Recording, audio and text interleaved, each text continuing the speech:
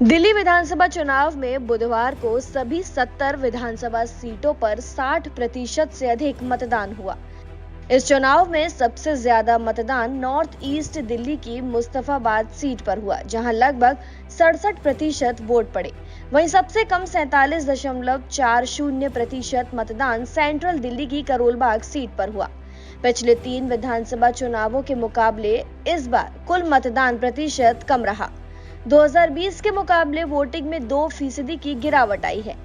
दिल्ली में 60.4% वोटरों ने अपने मताधिकार का इस्तेमाल किया। हालांकि ये आंकड़ा अभी अंतिम नहीं है। इस खबर पर अपडेट आना अभी बाकी है। झुग्गी बस्तियों, कच्ची कॉलोनियों और देहाती इलाकों में इस बार मतदान प्रतिशत तुलनात्मक रूप से अधिक था, जबकि अधिकांश पॉश इलाकों में मतदान कम रहा।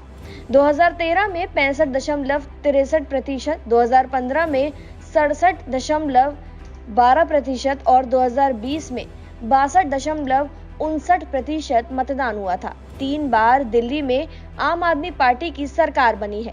2015 और 2020 में एग्जिट पोल ने कड़े मुकाबले का अनुमान जताया था, लेकिन आपने एक तरफा जीत हासिल की थी।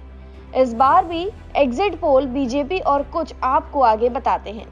वहीं सुबह 9 बजे तक कुल 8.10% मतदान हुआ था और 11 बजे तक ये बढ़कर 20% हो गया था। दोपहर 12 बजे के बाद मतदान में तेजी आ गई थी और ये आंकड़ा 40% के आसपास पहुंच गया था।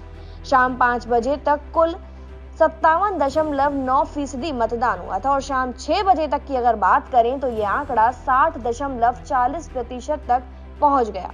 मुस्तफाबाद विधानसभा क्षेत्र में सबसे ज्यादा मतदान हुआ है, जबकि सीलमपुर विधानसभा सीट दूसरे स्थान पर रही है, जहां 68.6% मतदान हुआ है। महरौली विधानसभा क्षेत्र में सबसे कम 53% मतदान हुआ है।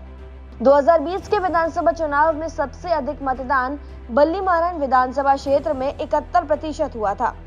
2008 के बाद ये पहला मौका था जब मतदान प्रतिशत कम रहा, जब 57.6% मतदान हुआ था। दिल्ली विधानसभा चुनाव 2025 में राज्य की 70 विधानसभा सीटों पर कुल 699 प्रत्याशी चुनावी मैदान में हैं। इनमें से 603 पुरुष और 96 महिला प्रत्याशी हैं।